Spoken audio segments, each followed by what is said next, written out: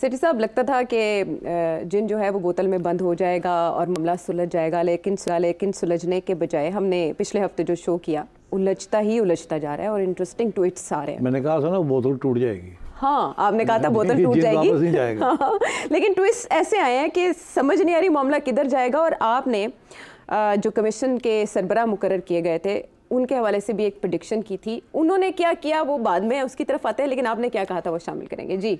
अच्छा, लेकिन जो जज रिटायर्ड जज हेड कर रहे हैं वो कुछ भी नहीं कर सकेंगे? वो कुछ भी नहीं कर सकेंगे। उनका ट्रैक रिकॉर्ड ये है कि उन्होंने आज तक किसी किस्म की कंट्रोवर्शियल फैसला ही नहीं किया और वो हमेशा जिन्होंने मरम पट्टी कर देने और इधर उकड़ के इधर लै जाते हैं। अच्छा, जिलानी साहब का ब्यूटी यही है कि is a non controversial. Okay, अच्छा, वो नॉन कंट्रोवर्शियल है लेकिन उनकी माजरत पर कंट्रोवर्सी क्रिएट हो गई कि उन्होंने TORs पर माजरत की है या उन पर दबाव आया है।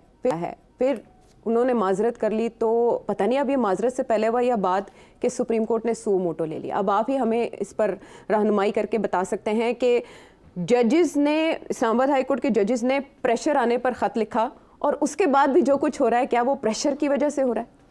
आयशा, देखिए, जब ये नॉमिनेशन हुई तो उस वक्त आपने पूरी नहीं क्लिप दिखाया, मगर पूरी क्लिप में अगर आप दिखाते तो मैंने उसमें ये कहा था कि ये कमीशन कहीं नहीं जाएगी, इसमें से कुछ नहीं निकलेगा। यहाँ तक मैंने ये भी प्रेडिक्ट किया था कि वो ये कहेंगे कि जी एविडेंस कोई नहीं मिली, बातें ज़रूर सुनने में आ रही हैं, प्रेशर ज़रूर होगा और है, मैं भी रहा हूँ, मुझे पता है ये चीज़ें होती हैं, मगर कोई एविडेंस नहीं है कि ये जो कहा जा रहा है ऐसे ही हुआ या किसी को इसमें मुल्ज़िम करार दिया जाए। अच्छा। इसलिए मैंने कहा था ये एक शो के लिए है, मगर ये कहीं जाएगी नहीं, यहाँ से कोई बात निकलेगी नहीं। अच्छा, अब बात ये है कि मेरा ख्याल है कि यही एक आम आवाम में भी यही तासुर था कि ये कमीशंस, इसकी भी मैंने जिक्र किया था, ये कमीशंस कहीं नहीं जाती, इसलिए कि बनाई जाती हैं ताकि इसको फ्रीज में डाल दिया जाए। ये भी मैंने कहा था। मेरा ख्याल है आफ्टर ऑल वो उनका एक साहिबजादे हैं, वो भी एक वकील हैं और वो भी मैंने सुना है कि वो 300 के करीब जो वकला हजरात ने साइन किया कि जी सुओ मोटो होना चाहिए, ये होना चाहिए, तो उससे उनका भी है। तो मेरा ख्याल है जब ये सारी बातें सुनी होंगी जज साहब ने, और आज मैंने सुना है कि चीफ जस्टिस साहब ने भी इशारा किया है कि शायद जिलानी साहब के ऊपर कोई प्रेशर आया है सोशल मीडिया का या फैमिली का या वकला हजरात की जो कम्युनिटी है इनका, तो उस वजह से उन्होंने सोचा कि इस किस्म की चीज़ में ना ही जाया जाए तो बेहतर है। मेरा ख्याल है इसमें वज़न है। जब उन्होंने सोचा कि ये तो कोई बात कहीं और जा रही है और अभी लोग मुतमईन नहीं हैं और मेरे इस कमीशन को हेड करने के ऊपर भी बहुत से सवाल खड़े हो जाएंगे और मेरे ऊपर भी प्रेशर आना शुरू हो जाएगा और मैंने तो कोई ऐसी बात करनी नहीं है, तो और ना ही इसके TORs इस किस्म के हैं जिसका हवाला भी उन्होंने दिया। तो मेरा ख्याल है उन्होंने सोचा बेहतर यही है कि मैं तो नॉन कंट्रोवर्शियल आदमी हूँ, मगर ये जो कमीशन है और ये जो मौजू है, ये जो सब्जेक्ट है, ये बहुत कंट्रोवर्शियल है, तो इसमें से कंट्रोवर्सी अवॉइड करना बड़ा मुश्किल हो जाएगा। So I think he stayed clear of it and as per his reputation he doesn't like getting into controversial issues, तो that's why he stepped out. और जब उन्होंने स्टेप आउट किया तो फिर चारा कोई नहीं था, because then the chief justice had to take suo motu notice. फिर तो कोई ऑप्शन नहीं रहा उनके पास, बिकॉज जब ये फैसला हुआ था तो उस वक्त भी ये इश्यूज डिस्कस किए थे ना, जब ये ख़त मिला चीफ जस्टिस साहब को और उनका ये कहना है कि उसी दिन उन्होंने सबको बुला लिया जितने भी जजेस थे और उनसे मशावरत की और उस मशावरत के बाद ये फैसला हुआ कि गवर्नमेंट को कहते हैं कि आप कमीशन बनाएं। इसीलिए फिर शहबाज शरीफ साहब से मुलाकात हुई इनकी और एक और जज साहब सीनियर जज हैं उनकी, और उसके बाद उधर शहबाज शरीफ साहब थे, अटॉर्नी जनरल थे एंड सो ऑन, तो वहाँ यही फैसला हुआ और फिर इन्होंने जिलानी साहब को पूछा और उन्होंने हाँ कर दी। हाँ जी। तो इसलिए फिर ये फैसला हो गया, अच्छा ठीक है जी चलाएं इसको।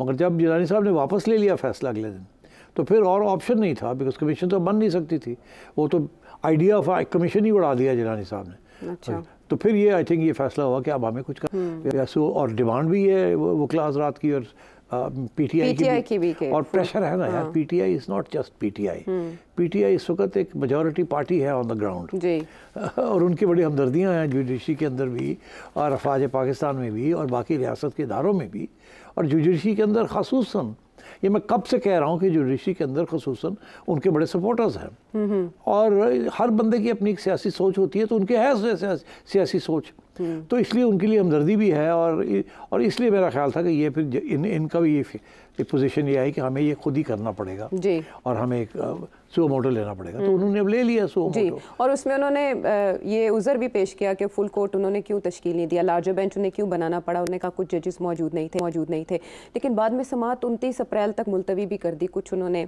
मारूजी सवालात पूछे हैं, उनके जवाबात मांगे हैं, लेकिन डे टू डे हियरिंग नहीं हो सकती। वो इसीलिए ना आयशा, तुमने खुद ही तो बताया कि उन्होंने कहा है इस वक्त कुछ 6-7 जजेस जो हैं वो मुख्तलिफ सेंटर्स में, लाहौर और कराची में उन्होंने कहा कर रहे हैं, और वो अब ईद भी आ रही है तो उनको वापस तो नहीं बुलाया जा सकता। उन्होंने यही कहा कि ईद के बाद जब फिर से हम शुरू करेंगे तो फिर जब पूरे जजेस को मैं बुला लूंगा यहाँ, उन्होंने कमिटमेंट कर दी है कि फुल कोर्ट पर बैठा देंगे। पहले नहीं सुओ मोटो ले लेना चाहिए था इस तरह की उसी वक्त में? हाँ, उसी वक्त नहीं, ज़रूरी नहीं है। देखिए, कमीशन इसीलिए बनती है ना, कमीशन क्यों बनती है? जजेस जो हैं they are not qualified to investigate, जजेस are qualified to examine investigations कि सही हुई है या नहीं सही हुई, सवाल सही पूछे गए कि नहीं पूछे गए। खुद इनके पास इन्वेस्टिगेशन की फैसिलिटी नहीं होती, वो तो एग्जीक्यूटिव ब्रांच के पास होती है।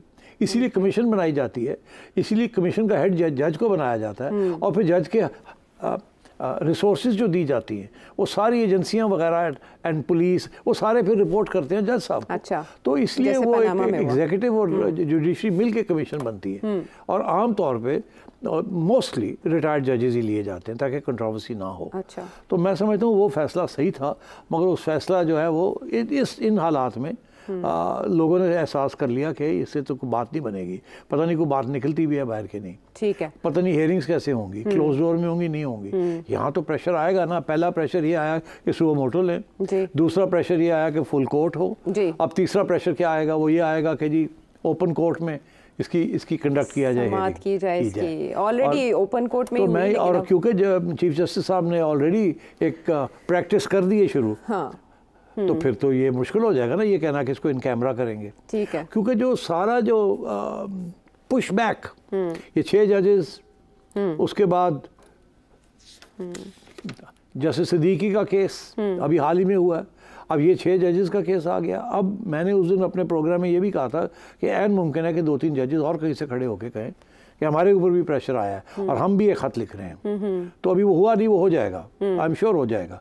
कोई सिंध से, या क्योंकि सिंध में भी 1-2 ऐसे केसेस हैं जिसके बारे में कहा जाता है प्रेशर आया था एक चीफ जस्टिस के ऊपर एंड सो ऑन। तो ये चीज़ें कुछ बाहर निकलेंगी, मगर क्या खुल के निकलेंगी? नहीं, खुल के नाम लिए जाएंगे, फलाने ने मेरे पे ये किया, फलाने में ये किया, मुश्किल हो जाएगा।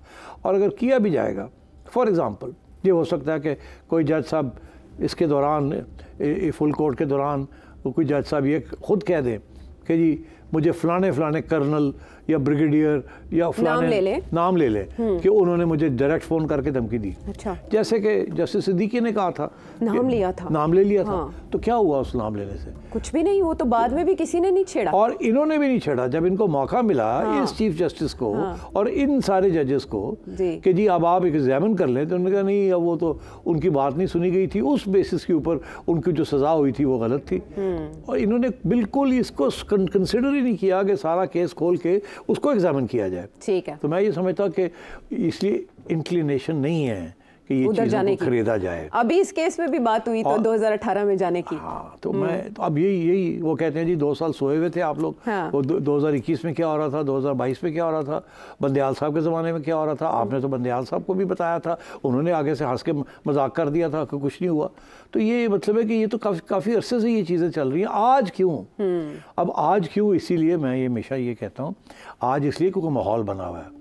माहौल बना हुआ है, माहौल जो है वो पीटीआई के हक में है। अच्छा, माहौल जो है उसमें जजेस की सिंपथीज पीटीआई के साथ है, मेजॉरिटी जजेस की, in my view. Okay, and they think that इस वक्त अगर इकट्ठे हो जाएं, आउटसाइड प्रेशर, मीडिया प्रेशर, क्योंकि ना मीडिया भी यही कहता है खोले खोले, ये करें वो करें। क्यों कहता है? मीडिया के ऊपर भी तो प्रेशर है ना, सेम सोर्सेज से। अच्छा, मीडिया भी अंदर लेके बैठा हुआ है कि हमारे ऊपर भी बड़ी पाबंदियां लगी हुई हैं, हमें भी पता है कहाँ से आ रही हैं, मगर हम मजबूर हैं, साड़ी तो नौकरियां ने, ठीक है ना, क्योंकि ज़्यादा किया तो कैंची चल जाती है। जी जी। तो अब वो हम तो उस तरीके से नहीं बात कर सकते। हम में से जिन लोगों ने की हैं फिर वो गायब भी हो जाते हैं, फिर वो आ भी जाते हैं, फिर क्या क्या होता है। तो nobody is going to take those risks. तो जजेस ने भी ये सोचा कि एक बंदा कहेगा तो मसला हल नहीं होगा, ठीक है 6 कहें, 5-6 इकट्ठे होकर ये बात करें, फिर सबको साथ ले जाने की कोशिश करें। और यही कोशिश अब कामयाब हो रही है कि उन्होंने 6 ने पहले शॉट्स फायर कर दिए, उसके बाद 7 बैठ गए, अब फिर 17 हो जाएंगे, फिर कुछ ना कोई कहीं ना कहीं तो बात जाएगी। अच्छा, अगर नहीं जाएगी तो फिर ये सबको पता चल जाएगा कि ये लोग जो है ये खुद they are partly responsible for succumbing to pressure. ठीक है। तो इसलिए आई थिंक ये इसकी जो मैंने प्रेडिक्शन की थी, मैं फिर प्रेडिक्शन करता हूँ। उस प्रोग्राम में मैंने ये कहा था कि ये शॉर्ट टर्म में इसका कोई ख़ास नतीजा नहीं निकलेगा, मगर लॉन्ग टर्म में it's a push back. Judiciary ने एज एन इंस्टीट्यूशन, अब मेरा ख्याल है प्रेशर है विद इन द जुडिशरी कि पुश बैक किया जाए। हमें हमारे ऊपर बड़ा नाजायज़ किस्म के प्रेशर आता है कि इस किस्म की जजमेंट दें, इस किस्म की ये हियरिंग करें, ये करें, वो करें, तो उसको थोड़ा पुश बैक किया जाए। और वो सिंगल हैंडेडली जैसे सिद्दीकी साहब ने किया था वैसे काम नहीं चलेगा। हमें मिलके करना पड़ेगा। हाँ, लेकिन इसकी दूसरी तस्वीर जो हमने पिछले प्रोग्राम्स में भी डिस्कस की थी कि एक तो ये कि पीटीआई के जितने भी केसेस इस्लामाबाद हाई कोर्ट में चल रहे हैं उसमें गवर्नमेंट के पास ये मौक़िफ़ आ जाएगा कि इन 6 जजेस ने ख़त लिखा है तो ये खुद को रिक्यूज़ करें, उसमें ना बैठे, तो ये नुकसान हो सकता है। और दूसरा ये कि आपने भी ये नुक्ता उठाया था कि, और वही सुप्रीम कोर्ट ने भी आज बात की कि अगर आप पे कोई प्रेशर आया था या किसी जज पे आया था तो उसने तौहीन अदालत की कार्रवाई उस शख्सियत के खिलाफ क्यों नहीं की। बिल्कुल सही है बात, बिल्कुल सही है बात। वही है ना, अकेला बंदा क्या करेगा? अकेला बंदा किसी एजेंसी के बंदे को बुला के तौहीन अदालत में खड़काएगा?